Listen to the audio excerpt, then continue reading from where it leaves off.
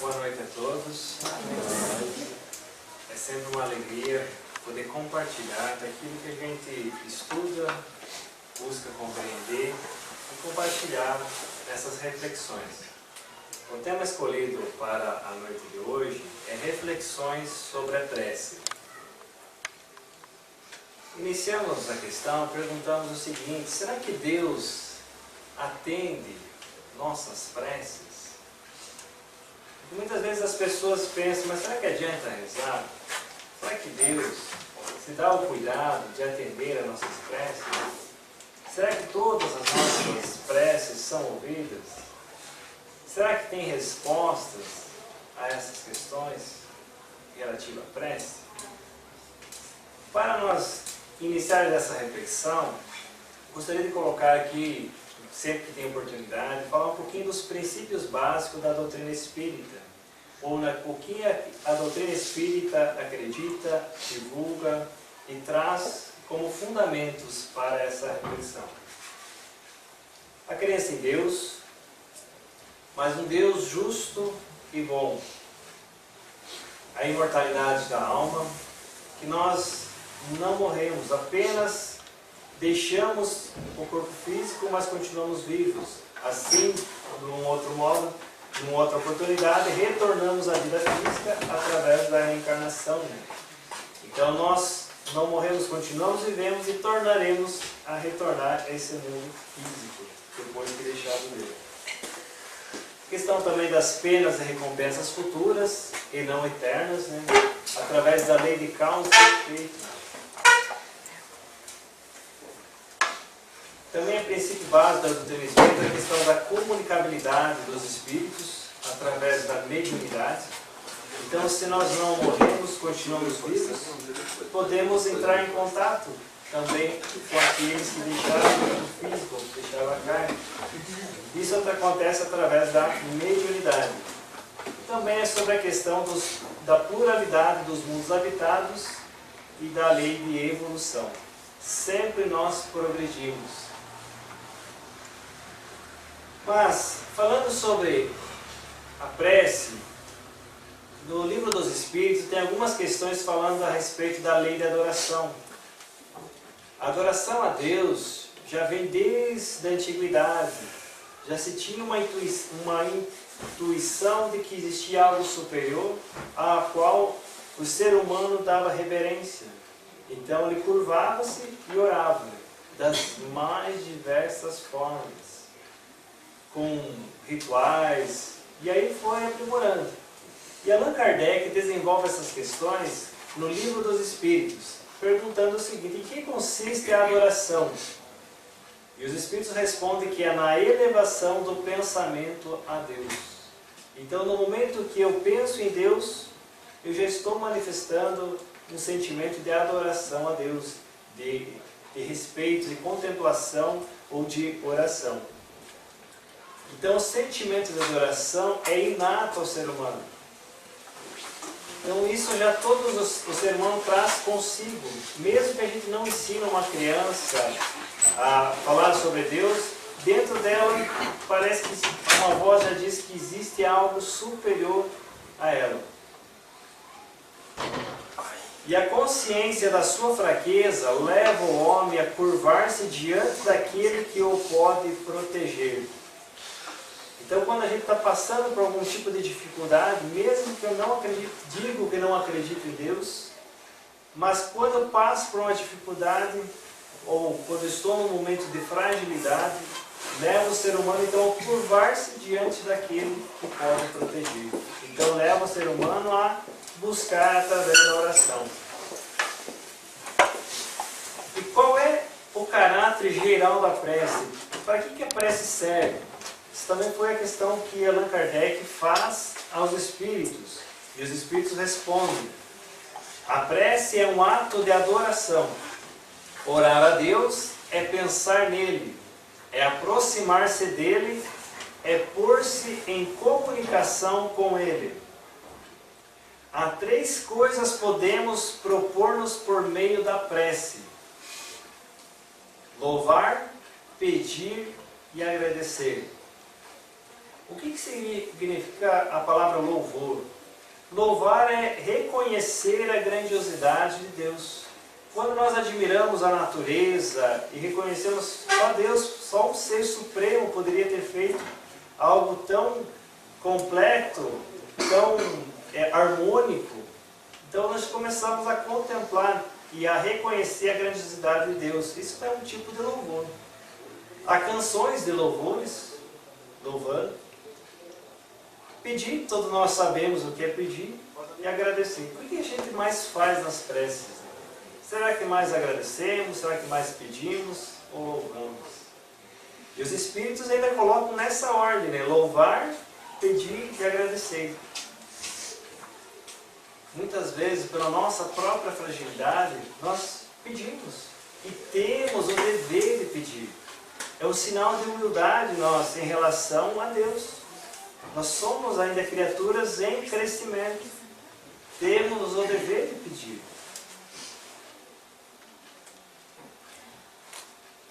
E Allan Kardec vai mais a fundo, pergunta assim, mas agrada a Deus a prece? Será que Deus fica contente se nós rezarmos?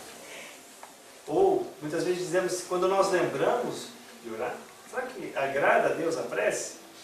E os Espíritos respondem, a prece é sempre agradável a Deus, quando ditada pelo coração, pois para Ele, para Deus, a intenção é tudo.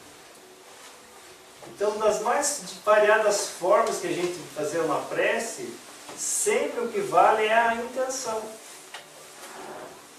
Porque se nós pensássemos assim, será que a prece só é aquela que pode ser verbalizada? Se nós pensássemos que toda prece é aquela que a gente pode verbalizar, será que uma pessoa que não tem o dom da fala ou uma pessoa muda estaria impedida de orar? Ela não pode verbalizar. Por isso o pensamento e a intenção é tudo. E aí continua os Espíritos. Assim preferível é a prece do íntimo à prece lida, por muito bela que seja, se for mais lida com os lábios do que com o coração.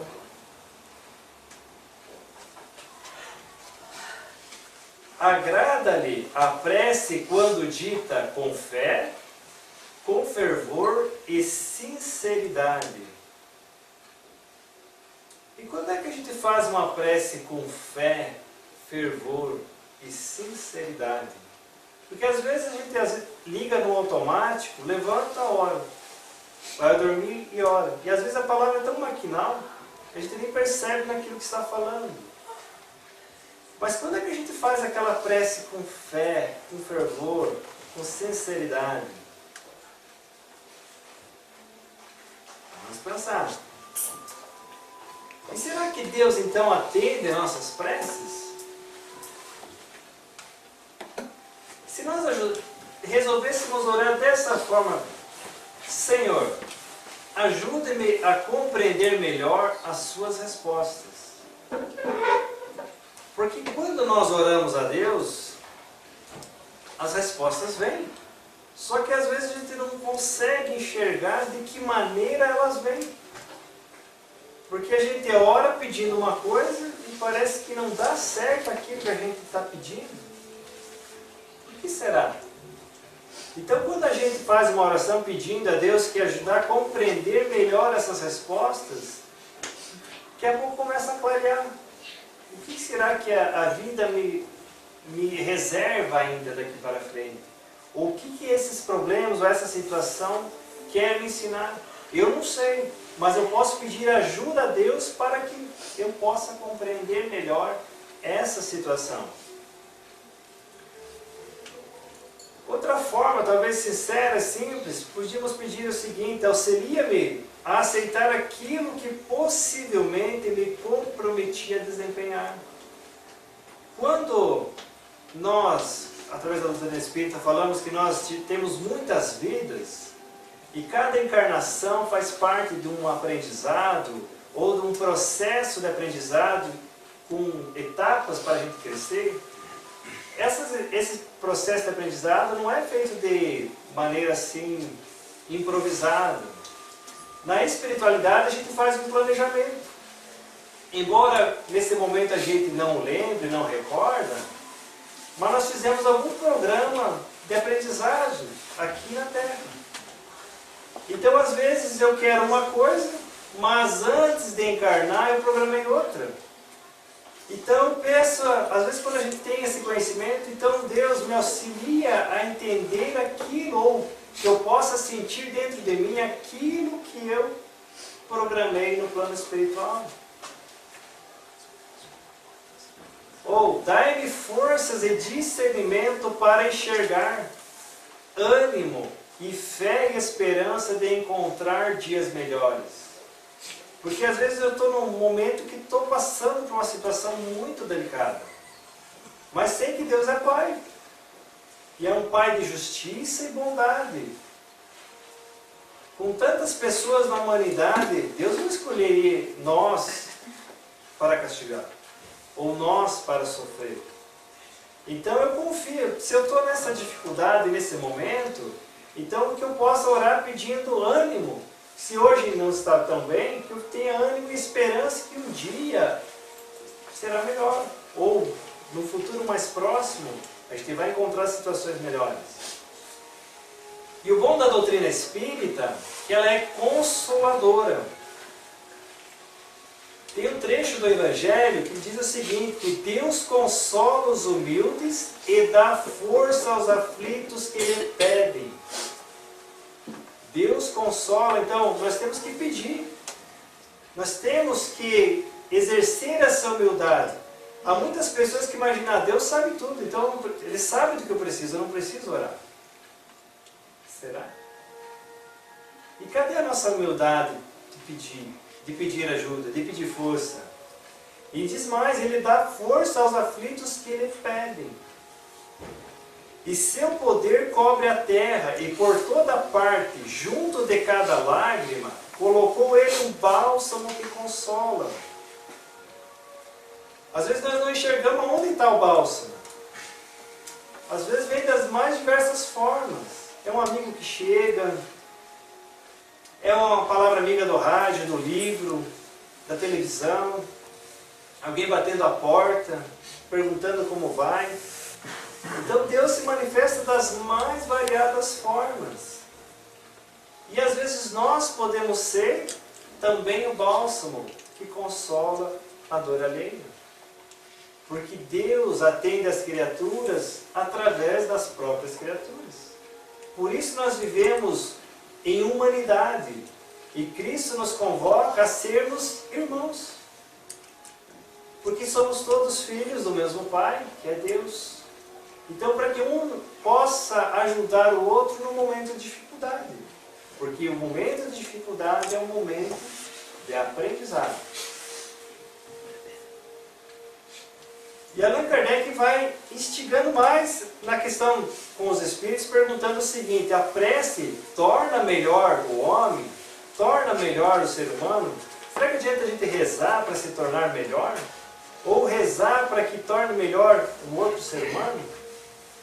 E os Espíritos respondem, sim, porquanto aquele que ora com fervor e confiança se faz mais fortes contra as tentações do mal, e Deus lhe envia bons espíritos para assisti-lo. Todos nós, ao nascer, contamos pela bondade divina um anjo da guarda, que nos acompanha desde quando estamos planejando a reencarnação. Embora a gente não o veja, mas sem ele, nossa vida seria tão mais complicada. Oremos e agradeçamos a Deus porque permitir que espíritos estejam entre nós para nos ajudar. E diz mais, este é o socorro que jamais se lhe recusa quando pedido com sinceridade. Se eu tenho o desejo sincero de pedir, olha Deus, eu não sou uma pessoa boa, mas eu quero me tornar um pouquinho melhor. Se é pedido com sinceridade, Deus ajuda, dando-nos força. Mas quando é que fazemos uma prece sincera e de coração aberto? Às vezes, na dor, no sofrimento, no arrependimento, ou quando nos deparamos com a realidade. Muitas vezes vivemos iludidos com alguma situação, e aí levamos um choque da realidade, e aí ficamos meio perdidos, e fazemos as preces mais sinceras, para que a gente possa suportar a situação. Ou quando percebemos a fragilidade do corpo físico, quando às vezes estamos acamados, num leito, em casa ou no hospital, ou com algum tipo de doença, a gente percebe que esse corpo físico é tão frágil, que aí rogamos a Deus força para vencer essa etapa. E muitas vezes vivemos ou convivemos com a ideia da ilusão. O que será que é real? Às vezes a gente passa aqui uma encarnação para alguns 30, 20, 40, 50, 70, 100 anos encarnados. Mas será que esse mundo é real? No sentido assim profundo da palavra? Porque muitas das coisas que a gente faz aqui na matéria, se a gente pensasse que tivesse que desencarnar amanhã, quantas dessas coisas a gente levaria? Então a gente às vezes tem coisas que brigamos por motivos pequenos, inimizades por situações pequenas, e de repente a gente vê que, de certa forma, estamos iludidos pela matéria. Nós nascemos na matéria para trabalhar com a matéria. Porque é para nós aprender com ela, mas para nós não sermos escravos da matéria. No Evangelho segundo o Espiritismo fala também sobre a questão da verdadeira propriedade. E diz o seguinte, que os bens da terra pertencem a Deus, que os dispensa a sua vontade e o homem deles não é senão o usufrutuário. O homem não possui de seu, senão o que pode levar deste mundo. O que encontra ao chegar e o que deixa ao partir, desfruta durante a sua permanência na terra.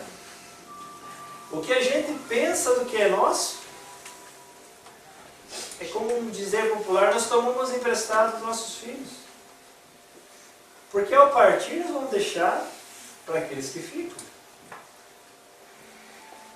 Tem muitas pessoas que dizem assim, até esse corpo, meu corpo, nem esse corpo a gente leva. Porque ele é empréstimo de Deus. E Allan Kardec, no item 6 da introdução do Livro dos Espíritos, diz o seguinte: o mundo espírita ou o mundo espiritual é o mundo normal, primitivo, eterno, pré-existente e sobrevivente a tudo. Então o plano espiritual, esse é o plano, é o mundo real. E a gente passa a maior parte do tempo, às vezes. E ele sobrevive a tudo.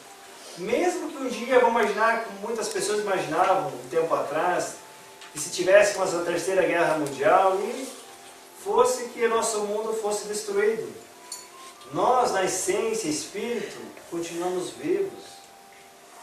E em mundos como a Terra, existem diversos.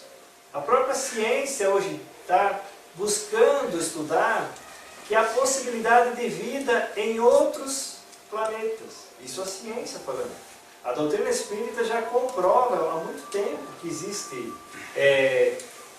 vida em outros planetas. Diz mais, o mundo corporal é secundário, poderia deixar de existir ou não ter jamais existido, sem que isso alterasse a essência do mundo espiritual. E pelo simples fato de duvidar da vida futura, o homem dirige todos os seus pensamentos à vida terrestre. Será que existe vida após a morte? Tem muitas pessoas que dizem, acho que não. E o pensamento então concentra todo aqui na matéria. Pelo simples fato de duvidar.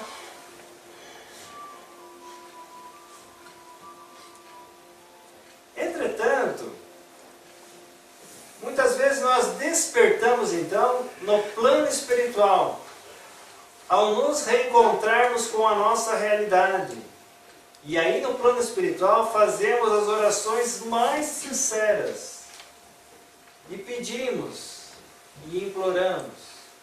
Muitas vezes a gente passa uma vida inteira iludido com as coisas da matéria, e aí desencarnamos e chegamos no plano espiritual. E aí deparamos com a realidade. Poxa, mas tudo aquilo que eu achava que era meu, não é meu.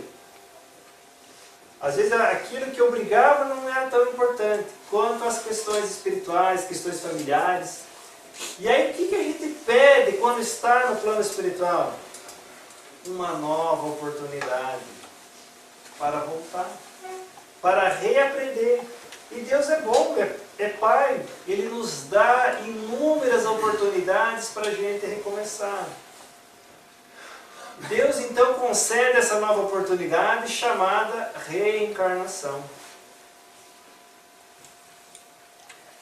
E aí a gente está no plano espiritual, fazemos esses pedidos, e quando nós retornamos então ao plano físico, alguns podem até se perguntar, quando está o pai ou a mãe esperando, está com os filhos no braço, olha para aquela criança recém-nascida, pergunta, o que ele ou ela vai ser quando crescer? E quando nós estamos criança, a gente sonha com o que eu quero ser quando crescer. O que eu vou ser quando crescer? Tudo isso a gente está... Isso faz parte da realidade de todos nós. Agora, quando nós estamos no plano espiritual, que questões a gente formula? O que eu vou ser quando nascer? A gente planeja isso quando está no plano espiritual.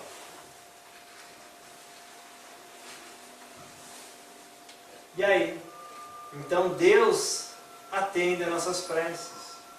Nós fazemos inúmeros pedidos de recomeço, de auxiliar um ao outro, de aprender. Então Deus sempre atende a nossas preces. Às vezes fazemos um planejamento no plano espiritual, mas temporariamente a gente não lembra. E aí quando chega aqui no plano físico, as coisas não dão muito certo, a gente julga que Deus não atende. Mas na verdade Deus está atendendo o quê? As preces mais sinceras. É aquelas que a gente fez quando estava no plano espiritual. E Deus então está atendendo as nossas preces. Embora a gente não compreenda o porquê de tantas vezes uma dor, um sofrimento, uma angústia, ou o que a vida quer me ensinar, né? Mas lá nós programamos, auxiliarmos uns aos outros.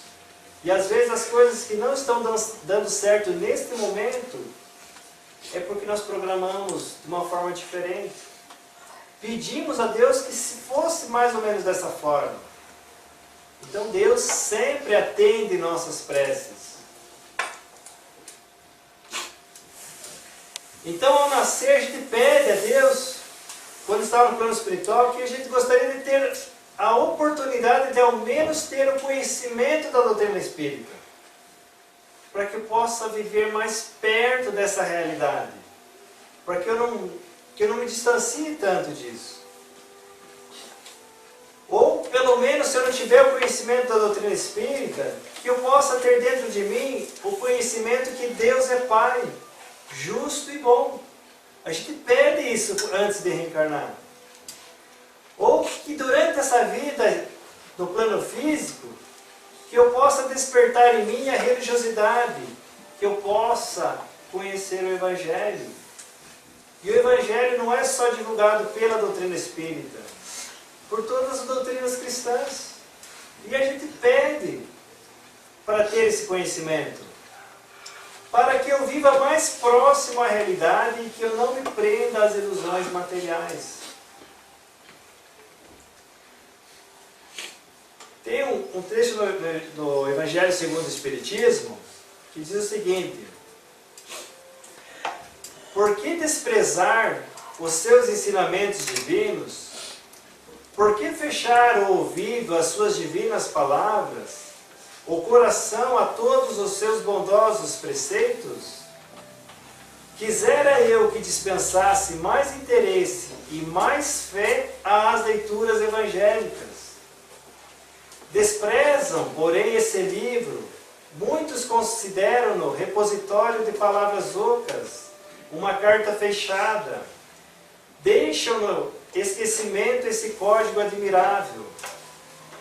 Vossos males provêm todos do abandono voluntário a que votais a esse resumo das leis divinas. Lede as páginas cintilantes do devotamento de Jesus e meditai-as. Essa é uma mensagem de São Vicente de Paulo. Está no item 2 do capítulo 13 do Evangelho segundo o Espiritismo. Então ele faz um chamado para nós. Então todos os nossos males, segundo São Vicente de Paulo, provém do abandono voluntário ao Evangelho. Que segundo ele diz que é um resumo, é um código e é um resumo das leis divinas. E Allan Kardec também comenta sobre a questão da educação, dizendo o seguinte, que a educação é o conjunto dos hábitos adquiridos. E durante a vida, a gente aprende de diversas formas. O sofrimento em si, ele é uma forma de aprendizado. Há um ditado popular que diz assim, que quando a gente não aprende com o amor, a gente aprende muitas vezes pela dor. A dor é uma forma, às vezes, de disciplina, para nós reajustarmos com situações do passado. Mas ela não vem como um castigo, como muitos de nós pensamos. Ela vem com uma proposta de aprendizado. Embora nesse momento que às vezes eu estou passando pela dor, eu não consiga extrair. Mas, logo adiante, quando passar esse primeiro momento, eu vou começar a compreender que ela tem um aprendizado. Mas Allan Kardec vai mais fundo quando diz que a educação é um conjunto de hábitos adquiridos. O que é um hábito? Hábito é a repetição de um ato. Então eu começo...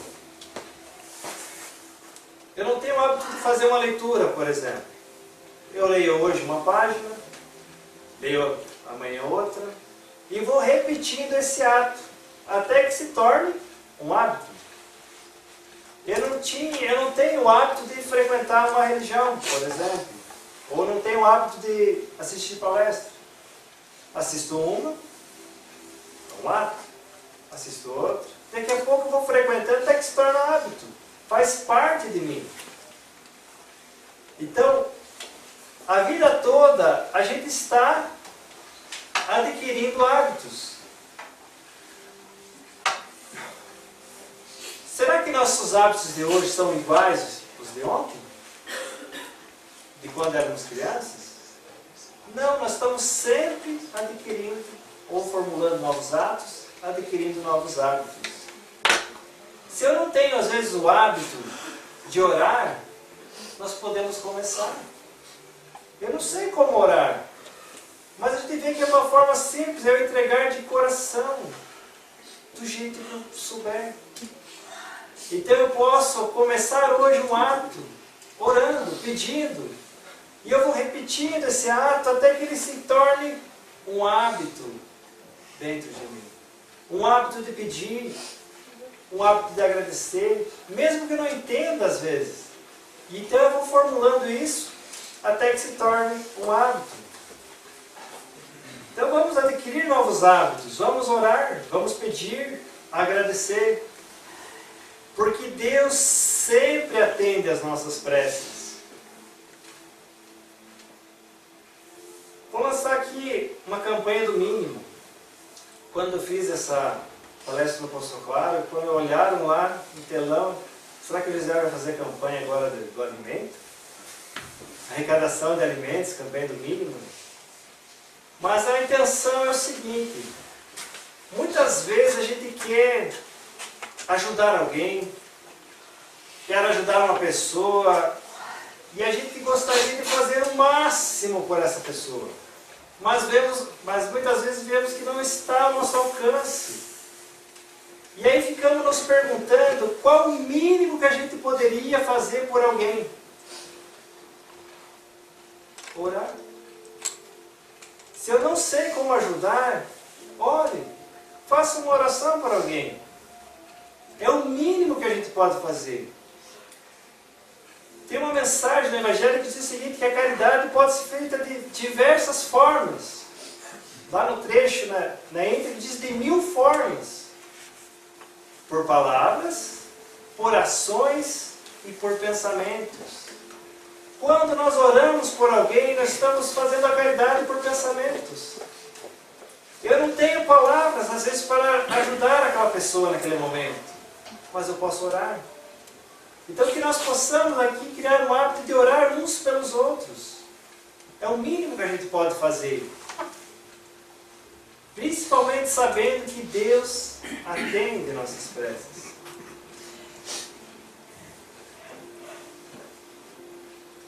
Tem uma canção que o título dela é Agradecer. É uma canção que é utilizada na evangelização, mas eu acho muito interessante assim, pela reflexão. Gostaria de compartilhar.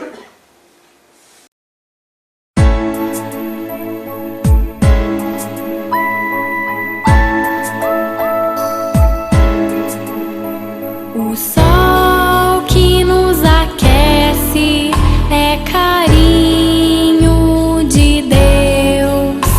A brisa que refresca é o beijo de Deus.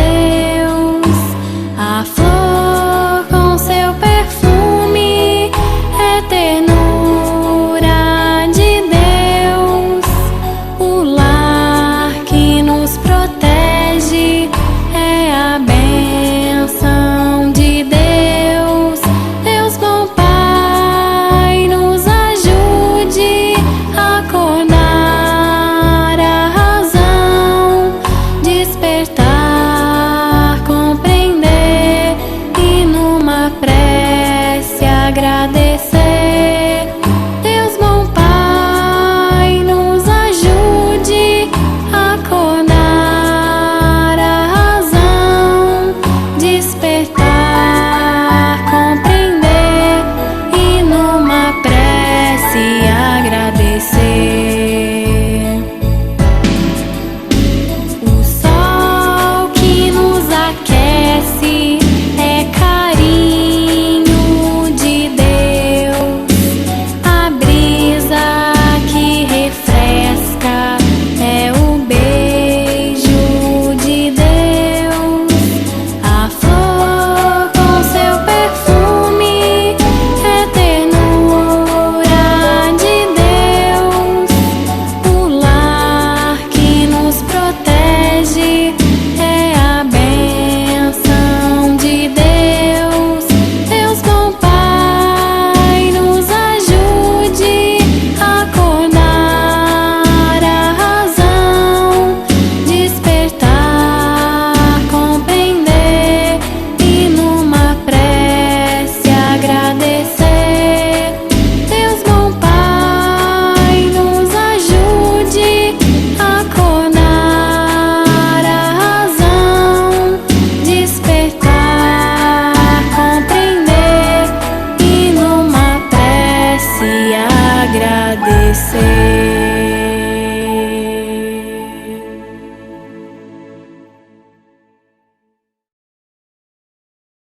Uma canção simples e que demonstra assim, um agradecimento a Deus por tantas coisas que Ele nos dá e que muitas vezes parecem despercebidas através dessa natureza. Né? E o pedido ali que nos traz para que nós nos ajude, ó Pai, a acordar a nossa razão, para que desperte dentro de nós essa vontade de orar, de a compreender e de uma prece agradecer. E para encerrar, gostaria de contar uma história, uma reflexão, que tinha um imperador, e dentro do seu império tinha uma aldeia em que tinha uma escola que estava tendo uma fama muito grande pelo desempenho dos alunos. E aí ele queria conhecer essa escola nessa aldeia. Foi até lá, então foi uma festa naquela escola. Afinal, o imperador estava chegando para fazer uma visita. E o imperador visitou uma sala, passou pela outra, e quando foi até uma sala, as crianças ali entre seus 8 e 9 anos de idade, ele chamou assim as crianças e pegou uma laranja e mostrou para eles de quem é, a que reino pertence essa laranja. Aí as crianças entreolharam entre umas e outras, quem será que vai responder?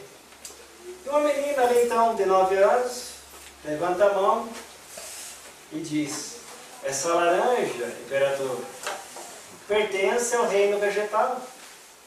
Um aplauso para todos que estavam ali. O imperador se agradeceu, respondeu bem. Tirou uma moeda do seu bolso e mostrou para aquela turma. E a moeda tinha a imagem do próprio imperador. Perguntando então agora para eles: a que reino pertence essa moeda? As crianças entreolharam e a mesma menina levanta a mão de novo. Essa moeda, imperador, pertence ao reino mineral. Novamente respondeu bem. Aí o imperador pensou um pouco, levantou de pé e disse o seguinte: e eu, imperador aqui desse lugar, a que reino pertenço? Todas as crianças começaram a entreolhar, e aquela mesma menina timidamente levanta a mão. E aí ela pensou: como é que eu vou responder? Porque se de fato eu responder a ele que ele pertence ao reino animal, talvez ele vai levar como uma ofensa. E agora? Instantaneamente ela pensa assim: Deus me ajude. E ela recebe uma intuição: imperador, você pertence ao reino de Deus. Todos nós que aqui estamos pertencemos a esse reino, ao reino de Deus. E Deus, sendo Pai de bondade e de justiça, não deixa nenhum de seus filhos abandonados. Possamos então refletir e se sentir como filho de Deus, pedindo, buscando entender as suas respostas. Eu agradeço a atenção de todos e devolvo a palavra.